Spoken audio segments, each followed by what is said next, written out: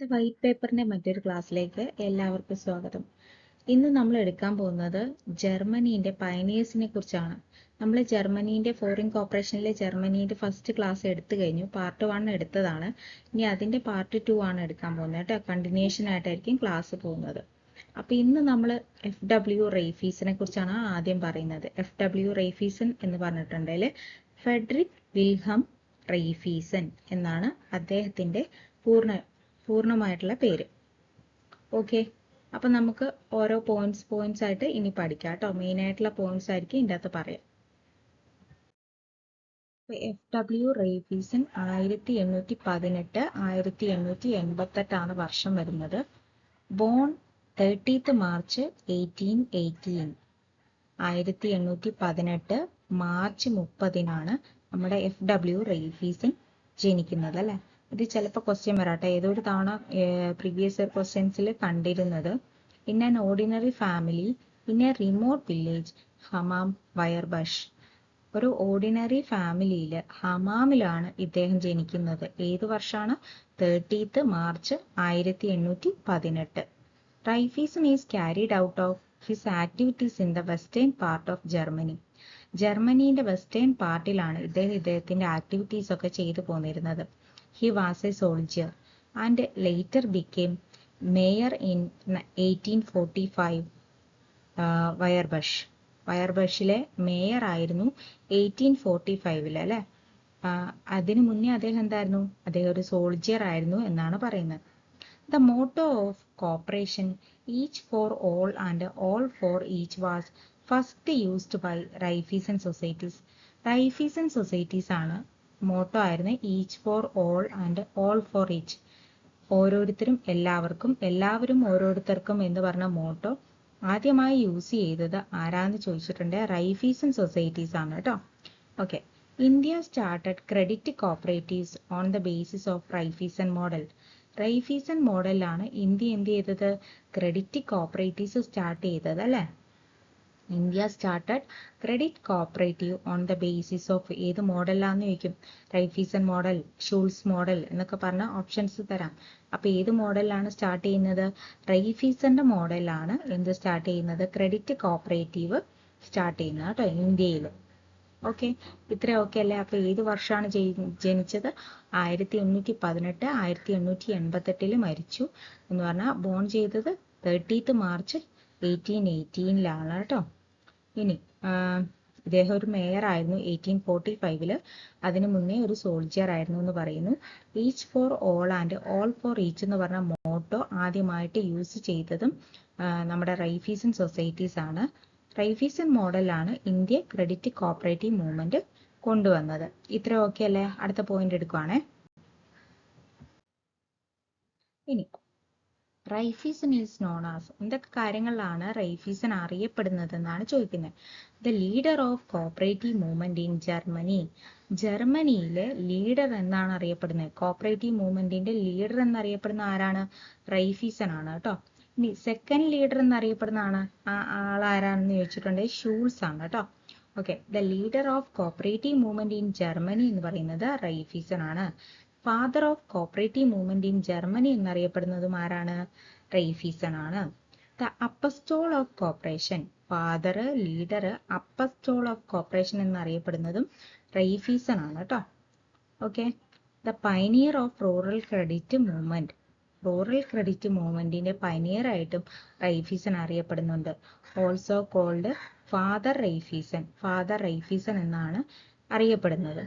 പിന്നെ he is known as the father of agricultural credit cooperative movement in the world. Agricultural credit cooperative മൂവ്മെന്റിന്റെ father ആയിട്ടും ആരറിയപ്പെടുന്നുണ്ട്? Raiffeisen അറിയപ്പെടുന്നുണ്ട്. Okay, അപ്പൊ ഇത്ര ഓക്കെ അല്ലേ? അടുത്ത ഭാഗം എടുക്കാം കേട്ടോ. റെയ്ഫീസണുമായിട്ട് ബന്ധപ്പെട്ട് കുറച്ച് പോയിന്റ്സും കൂടെ ഉണ്ട്. എന്തൊക്കെയാണെന്ന് നമുക്ക് നോക്കാം. Agricultural credit society in the world 1872. അത് പഠിച്ചു വെച്ചോട്ടോ, ഇമ്പോർട്ടൻ്റ് ആണ്. 1872 അഗ്രികൾച്ചറൽ ക്രെഡിറ്റ് സൊസൈറ്റി കൊണ്ടുവന്നതും അതിന്റെ ഫൗണ്ടർ ആയിട്ടും ആരറിയപ്പെടുന്നുണ്ട്? റെയ്ഫീസൺ അറിയപ്പെടുന്നുണ്ട്. Agricultural credit society 1872.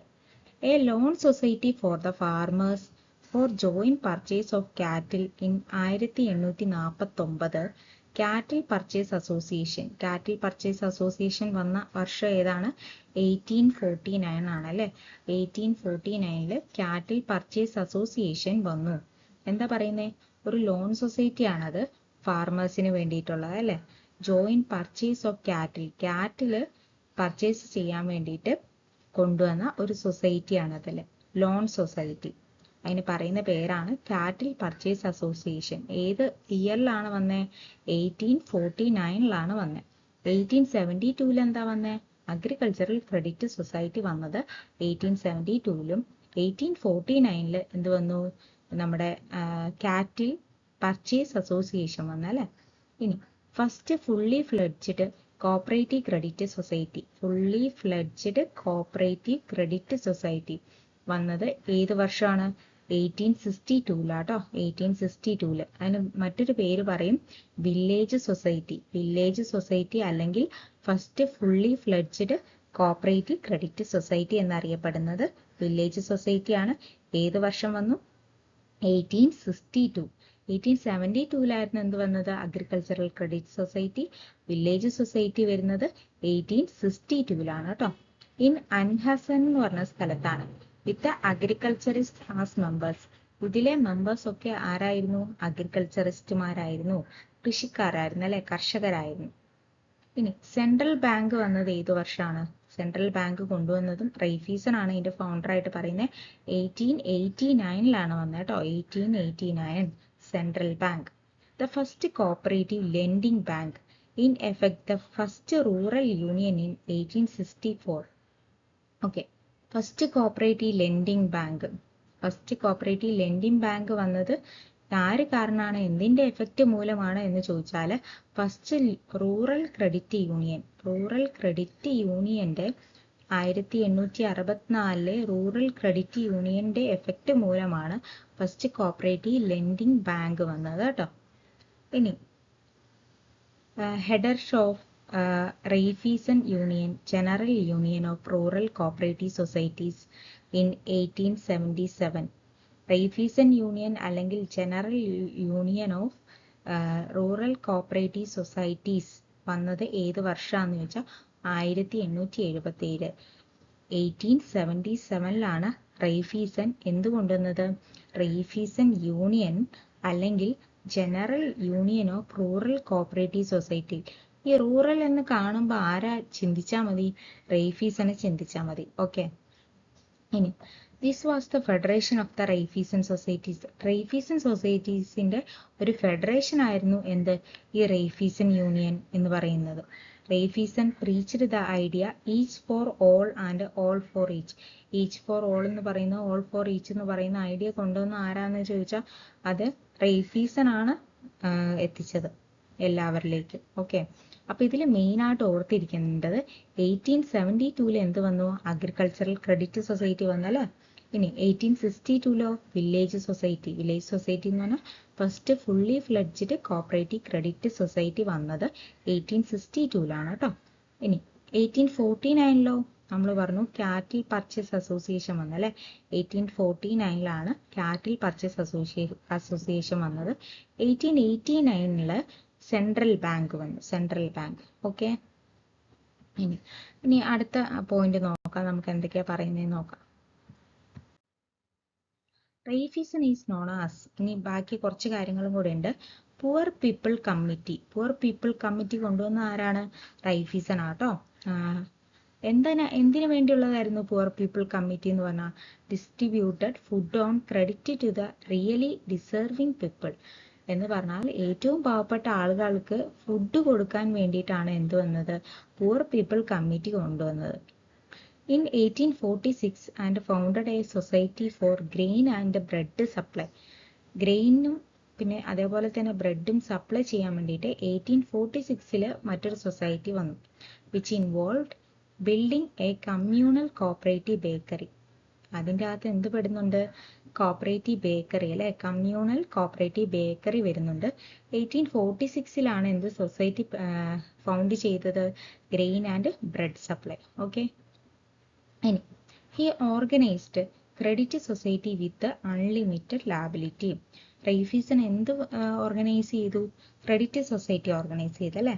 എന്ത് വെച്ചിട്ട്? അൺലിമിറ്റഡ് ലാബിലിറ്റി ആണ് അവിടെ. ലാബിലിറ്റി അൺലിമിറ്റഡ് ആണ്. ഏരിയ ഓഫ് ഓപ്പറേഷൻ റൂറൽ ഏരിയാസിലാണ് എന്ത് വന്നത്? റൈഫീസന്റെ സൊസൈറ്റീസ് വന്നത്. ഇനി personal knowledge and mutual supervision among members.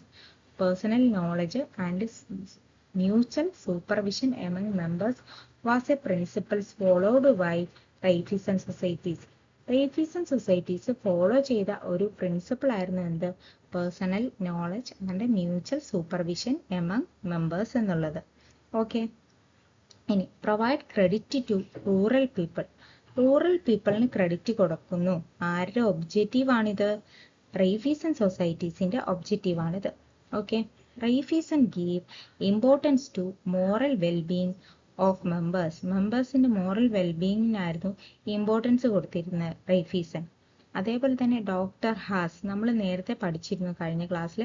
Doctor has എന്ന് പറഞ്ഞ ഒരു കമ്പാനിയൻ ആണ് അല്ലെ? റൈഫീസന്റെ ഒരു കമ്പാനിയൻ ആയിട്ടാണ് പറയുന്നത്. Doctor has was famous cooperator and companion of Raiffeisen. Okay. അപ്പൊ ഇതിൽ പുവർ പീപ്പിൾ കമ്മിറ്റി കൊണ്ടുവന്ന ആരാന്ന് വെച്ചാൽ ആരെ പറയും? റൈഫീസൺ അല്ലെ? അതേപോലെ തന്നെ ഇതിൻ്റെ അകത്തൊരു പ്രിൻസിപ്പിൾ ഏതാ ഫോളോ ചെയ്യുന്ന റൈഫീസൺ എന്ന് വെച്ചാൽ personal knowledge and mutual supervision among members എന്നുള്ള പ്രിൻസിപ്പിളാണ് ഇവർ ഫോളോ ചെയ്യുന്നത്. Personal knowledge and mutual supervision among members. ഇനി അടുത്ത എന്താ പറയുന്നത്? ഫീച്ചേഴ്സ് ഓഫ് റൈഫീസൺ സൊസൈറ്റീസ് അല്ലെ? റൈഫീസൺ സൊസൈറ്റീസിന്റെ ഫീച്ചേഴ്സ് ആണ് പറയുന്നത്. ഒന്നാമത് തന്നെ അൺലിമിറ്റഡ് ലാബിലിറ്റി. നമ്മൾ നേരത്തെ പറഞ്ഞ പോയിന്റ് ആണ്. അൺലിമിറ്റഡ് ലാബിലിറ്റി, ബാധ്യത ഭയങ്കരമായിരിക്കും അല്ലെ? നോ ഡിവിഡൻഡ്, അവിടെ ഡിവിഡൻഡ് ഷെയർ പ്രോഫിറ്റ് എന്ത് ചെയ്യുന്നില്ല? ഡിവൈഡ് ചെയ്യുന്നില്ല അല്ലെ? നോ ഡിവിഡൻഡ് എന്ന് പറയുന്നത്. ഇനി share value very low, share value low ആയിരിക്കും അല്ലെ? Provide small amount for long period, long പീരിയഡിലേക്ക് സ്മോൾ എമൗണ്ട് കൊടുക്കും. ആൻഡ് റീപേയ്മെന്റ് ഓൺ ഇൻസ്റ്റാൾമെന്റ് ബേസിസിലായിരിക്കും കൊടുക്കുക. റൂറൽ ഏരിയയിലാണ് എന്തുള്ളത്? റൈഫീസൺ സൊസൈറ്റീസ് ഉള്ളത് അല്ലെ? Area of operation limited to 1 village, ഒരു വില്ലേജിലായിരിക്കും ഏരിയ ഓഫ് ഓപ്പറേഷൻ ഉള്ളത്. ഇനി salary paid only for accountant, അക്കൗണ്ടന്റിന് മാത്രമേ ഇവർ എന്ത് ചെയ്യുന്നുള്ളൂ? സാലറി കൊടുക്കുന്നുള്ളൂ. ഇനി loan provided on personal security to members and non members, മെമ്പേഴ്സിനും നോൺ മെമ്പേഴ്സിനും എന്ത് കൊടുക്കുന്നുണ്ട്? ലോൺ കൊടുക്കുന്നുണ്ട് അല്ലെ? ഇനി general body elected the board directors, board ഡയറക്ടേഴ്സിനെ ഇലക്ട് ചെയ്യുന്ന ആരാണ്? ജനറൽ ബോഡിയാണ്. And their services were not paid but honorary. എന്താ പറയുന്നത്? ഇവർക്ക് സാലറി ഒന്നും കിട്ടുന്നില്ല, സർവീസ് പ്രൊവൈഡ് ചെയ്യുന്നതിന് എന്തില്ല? സാലറി ഇല്ല, പേയ്മെന്റ് ഇല്ല എന്നാണ് പറയുന്നത്. അപ്പം ഇത്രയും കാര്യങ്ങൾ ഓർത്തിരിക്കുക കേട്ടോ. അൺലിമിറ്റഡ് ലാബിലിറ്റി റൂറൽ ഏരിയാസിലായിരിക്കും ഉണ്ടാവുക. No dividend, share value very low ആയിരിക്കും. ലോൺ പ്രൊവൈഡ് ചെയ്യുന്നുണ്ട് മെമ്പേഴ്സിനും നോൺ മെമ്പേഴ്സിനും. അതേപോലെ തന്നെ സ്മോൾ എമൗണ്ട് ഇൻസ്റ്റാൾമെന്റ് ബേസിസിൽ ലോങ് പീരിയഡിലേക്ക് കൊടുക്കുന്നുണ്ട്. സാലറി അക്കൗണ്ടന്റിന് മാത്രമേ കൊടുക്കുന്നുള്ളൂ. ബോർഡ് ഓഫ് ഡയറക്ടേഴ്സിനെ ഇലക്ട് ചെയ്യുന്നത് ജനറൽ ബോഡിയിൽ നിന്നാണ്. ഇവർക്ക് സാലറി ഒന്നും കിട്ടുന്നില്ല. ഇത്രയും ഫീച്ചേഴ്സ് ആണ് റൈഫീസൺ സൊസൈറ്റീസിന്റെ കാര്യത്തിൽ ഓർത്തിരിക്കേണ്ടത്. ഓക്കെ. ഇനി അടുത്തത് എന്താ നോക്കാം. ഓക്കെ. പുവർ പീപ്പിൾ കമ്മിറ്റി നമ്മൾ പഠിച്ചു. റൈഫീസൺ ഫൗണ്ടർ ആയിട്ട് വരുന്നതാണ് എന്ത്? പുവർ പീപ്പിൾ കമ്മിറ്റി അല്ലെ? അതേപോലെ തന്നെ പുവർ മാൻസ് ഡോക്ടർ, പാവപ്പെട്ട ആളുകളുടെ ഡോക്ടർ എന്നറിയപ്പെടുന്ന ആരാണ്? വില്യം കിങ് ആണ് കേട്ടോ.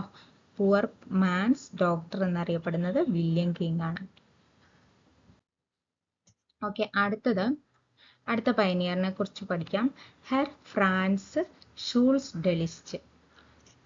ഷൂൾസ് ഡെലിസ്റ്റ് എന്നാണ് നമ്മൾ പറയാ. 1808 1883 വർഷം വരുന്നത് കേട്ടോ. 1808 1883. ജസ്റ്റ് ഒന്ന് ഓർത്തിരിക്കാം. ഇനി ഇദ്ദേഹത്തിന്റെ കാര്യം എന്താ പറയുന്നതെന്ന് നമുക്ക് നോക്കാം. The founder of urban cooperative bank. Urban cooperative ബാങ്കിന്റെ ഫൗണ്ടർ എന്നറിയപ്പെടുന്നത് ആരാണ്? ഷൂൾസ് ആണ് അല്ലെ? And the second leader of cooperative movement in Germany. Second leader ആയിട്ട് അറിയപ്പെടുന്നുണ്ട്. ജർമ്മനിയിലെ സെക്കൻഡ് കോപ്പറേറ്റീവ് മൂവ്മെന്റിന്റെ ലീഡർ ആയിട്ട് അറിയപ്പെടുന്നത് ആരാണ്? ഷൂൾസ് ഡെലിസ്റ്റ് ആണ് അല്ലെ? ഫസ്റ്റ് ആരായിരുന്നു? റൈഫീസൺ ആണ്. നമ്മളിപ്പോൾ പഠിച്ചു FW റൈഫീസൺ ആണ് leader of the cooperative movement in Germany. ഇനി by profession Schulze was a judge. Schulze ആരായിരുന്നു? ഒരു ജഡ്ജായിരുന്നു. Later become mayor. ഇപ്പം പിന്നീട് അദ്ദേഹം മേയറായി. ആദ്യം ഒരു ജഡ്ജായിരുന്നു. Of his native town of Delitzsch. Delitzsch എന്ന് പറഞ്ഞ സ്ഥലത്താണ് അദ്ദേഹം മേയറായിട്ട് നിന്നിരുന്നത്. ഓക്കെ അല്ലേ? ഇനി Schulze was the founder of. എന്തിൻ്റെയൊക്കെ ഫൗണ്ടർ ആണെന്ന് നമുക്ക് നോക്കാം. ദ പൈനിയർ അല്ലെങ്കിൽ father of urban cooperative banking system. Urban cooperative banking സിസ്റ്റത്തിന്റെ ഫാദർ എന്നറിയപ്പെടുന്നത് ആരാണ്? ഷൂൾസ് ആണ് കേട്ടോ. Pioneer of cooperative law. Cooperative ലോയിന്റെ ജർമ്മനിയിലെ പൈനിയർ എന്നറിയപ്പെടുന്നതും ഷൂൾസ് ആണ്. ഫസ്റ്റ് ക്രെഡിറ്റ് സൊസൈറ്റി വന്നത് ഏത് വർഷമാണ്? 1850 കേട്ടോ വന്നത്. 1850 ഫസ്റ്റ് ക്രെഡിറ്റ് സൊസൈറ്റി. പിന്നെ PYQല് ഒരു ക്വസ്റ്റ്യൻ ഉണ്ടായിരുന്നു. First cooperative credit society. First cooperative credit society വന്നത് ഏത് വർഷമാണെന്ന് ചോദിച്ചാൽ 1852 ഷൂൾസ് കൊണ്ടുവന്ന അതെന്നാ പറയുന്നത്. 1852 കേട്ടോ. ഇനി പ്രിൻസിപ്പിൾസ് ഓഫ് കോപ്പറേറ്റീവ് ബാങ്കിങ് ഒരു ബുക്കാണ്. ഷൂൾസ് എഴുതിയ ഒരു ബുക്കായിരുന്നു principles of cooperative banking. Book written by Schulze. ഏത് ഇയറിലാണ്? 1856 കേട്ടോ. Principles of cooperative banking. Cooperative banking എന്ന് കണ്ടിട്ടുണ്ട്. ഷൂൾസിനെ കൊടുക്കുക 1856. ഇനി shoe makers cooperative society. Shoe makers cooperative society in Germany ഏത് വർഷമാണ് വന്നത്? 1849. 1849 ഷൂ മേക്കേഴ്സ് കോപ്പറേറ്റീവ് സൊസൈറ്റി വന്നത്. ഇനി അടുത്തത് general union of German industrial society. German industrial society വന്ന വർഷം ഏതാണ്? 1859 ആണ് കേട്ടോ. 1849 ഷൂ മേക്കേഴ്സ് കോപ്പറേറ്റീവ് സൊസൈറ്റി വന്നു. പിന്നെ അതേപോലെ തന്നെ 1859 general union of German industrial societies വന്നു. ഓക്കെ.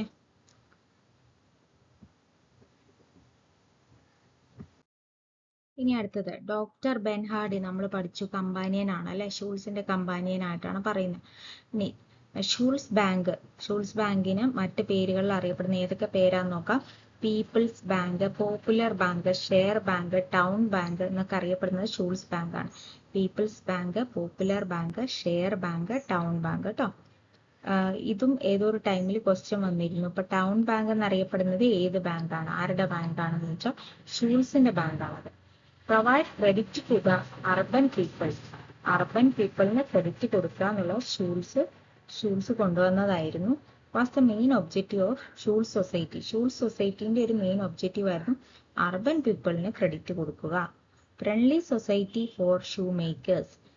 ഷൂ മേക്കേഴ്സിന്റെ ഒരു ഫ്രണ്ട്ലി സൊസൈറ്റി വന്നത് ഏത് വർഷം എന്ന് ചോദിച്ചാൽ 1849 അല്ലെ. 1849. In Germany was the first form of cooperatives introduced by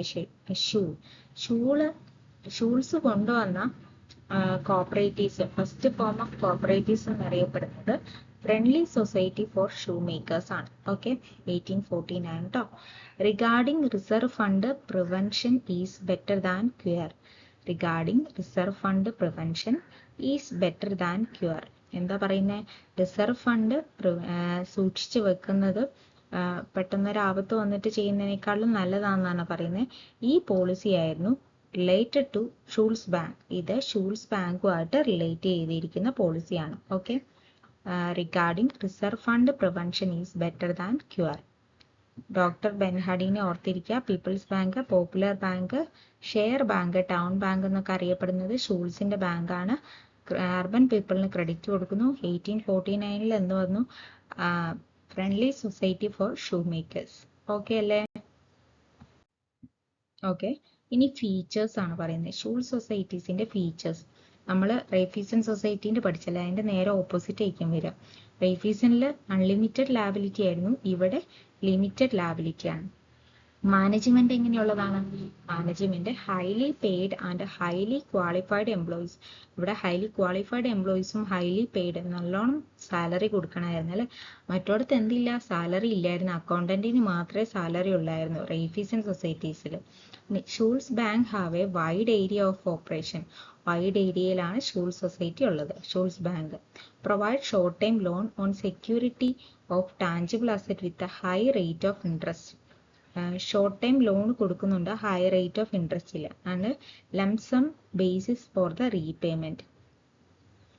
തവണകളായിട്ട് അടയ്ക്കാം, റീപേയ്മെന്റ് നടത്താം. In Schulze society the management was democratic management അല്ല, ജനാധിപത്യപരമായുള്ള മാനേജ്മെന്റ് ആണ് അവിടെ ഉണ്ടായിരുന്നത്. Schulze society provide credit to its members only. ഷൂൾസിന്റെ സൊസൈറ്റി മെമ്പേഴ്സിന് മാത്രമേ ക്രെഡിറ്റ് കൊടുക്കുള്ളായിരുന്നു. റൈഫീസൺ സൊസൈറ്റിയിൽ അങ്ങനെ ആയിരുന്നില്ല. മെമ്പേഴ്സിന് നോൺ മെമ്പേഴ്സിന് എന്ത് കൊടുക്കുമായിരുന്നു? ക്രെഡിറ്റ് കൊടുക്കുമായിരുന്നു അല്ലെ. ഇനി the main object of keeping the value of shares very high. Value of shares very high ആയിരുന്നു. പക്ഷെ റൈഫീസൺ സൊസൈറ്റിന്ന് നോക്കുവാണെങ്കിലോ value of shares very low ആയിരുന്നു. ഇവിടെ ഒബ്ജക്റ്റീവ് തന്നെ വെരി ഹൈ എന്നുള്ളതാട്ടോ. The rate of dividend of the Schulze societies were high. Rate of dividend high ആയിരുന്നു അല്ലെ. മറ്റോടത്ത് നോ ഡിവിഡൻഡ് ആയിരുന്നു. റൈഫീസൺ സൊസൈറ്റിയിൽ നോ ഡിവിഡൻഡ് ആയിരുന്നു അല്ലെ. അപ്പൊ ഇത്രയും കാര്യങ്ങൾ, ലിമിറ്റഡ് ലയബിലിറ്റി ഡെമോക്രാറ്റിക് ആണ്, highly qualified and paid employees ആണ്, വൈഡ് ഏരിയ ഓഫ് ഓപ്പറേഷൻ ആണ്, ഷോർട്ട് ടൈം ലോൺ കൊടുക്കുന്നുണ്ട്, ഹൈ ഇൻട്രസ്റ്റ് റേറ്റ് അല്ലെ, മെമ്പേഴ്സിന് മാത്രം ക്രെഡിറ്റ് കൊടുക്കുള്ളൂ. അങ്ങനെയുള്ള കാര്യങ്ങളൊക്കെ ജസ്റ്റ് ഓർത്തിരിക്കുക. അടുത്തത് ഡോക്ടർ വില്യം ഹാസ് ആണ്. ഡോക്ടർ ഹാസ് നമ്മൾ പഠിച്ചു. ആരുടെ കമ്പാനിയൻ ആണ് അദ്ദേഹം?